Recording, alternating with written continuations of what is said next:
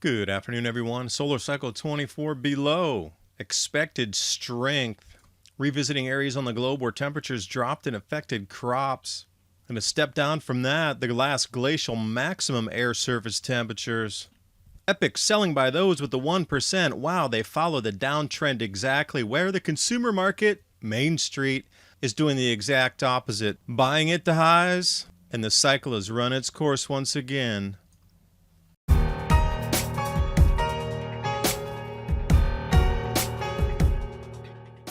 And yet another data breach, consumer credit reporting agency Experian, revealing that the information of 24 million individuals and 800,000 businesses in South Africa, exposing them to phishing attempts. The best way to protect yourself from attacks like this is to use a VPN. You can head over to virtualshield.com, and in the download tab, I'm going to choose Firefox.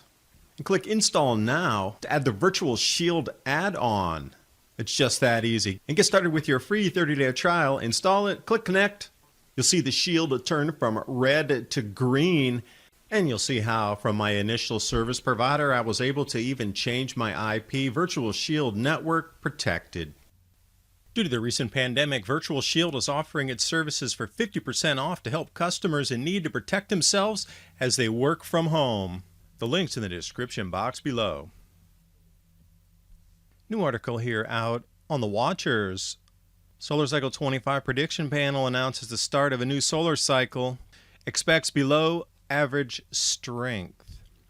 Now what's most interesting is Solar Cycle 24, the one we just exited out of, on the average 11-year cycle was the fourth smallest in intensity since the records began, 1755. And this next Solar Cycle 25 is so late to start and is going to be below even what Solar Cycle 24 was. And if we look back in time all the way to 1750, top left, as the solar cycles continue in time moving forward to 2025. If it's supposed to be an 11-year cycle, and we're supposed to have already kicked into and should be well on the way coming into solar maximum at 2025, something doesn't seem right as we look across the solar activity landscape. September 20th, 2020, another sunspotless day, bringing the total to 30 days in a row with no sunspots. And somehow, magically, the powers that be say that we're supposed to have some solar cycle that's going to be equivalent to last solar cycle 24. I think this is another to the long list of distractions that we're seeing, because once you understand that low solar activity means lower crop yields, higher food prices, less money for the economy to spin. Makes sense right now what's happening across the economic landscape of our planet. Now looking back to the 1640 to 1710 drop in temperature globally, 10,000 peer-reviewed research documents have turned into this reconstruction map that we're looking at here. But even though the global average temperatures dropped by about 0.4 degrees Celsius, which would be about 1 degree Fahrenheit, 1.2 degrees Fahrenheit, all research agrees regional temperature changes are quite large in comparison with the total averages. Could be even 6 to 7 degrees Fahrenheit different in regional areas. That's massive for crop growing. And namely, it's in the temperate areas in these northern zones where we get our crops like wheat and canola and others from. The darkest blue that you're looking at on the map are the areas most greatly affected during these grand solar minimums. And when you look at the dark blue, you see it's the large crop areas across our planet that are major grow zones. Europe, North America, and even if you look over to areas in Asia, these are massive shifts. Now, would you come clean with the public and tell them that we're about to lose crop yield and your food prices are going to be anywhere from 3 to 7x more expensive as we get into 2022 and 23? How do you think the public would react to that news? How do you think that would affect the economy? Well, if you know the economy couldn't be salvaged anyway, you might start to do something like we're seeing today. Keeping a population at bay so they can't move, bringing in a new economic era and starting from scratch. Now, off Robert Felix's site here, icegenow.info, how cold was the Ice Age proper itself? You know, right now we're in the warm period between ice ages.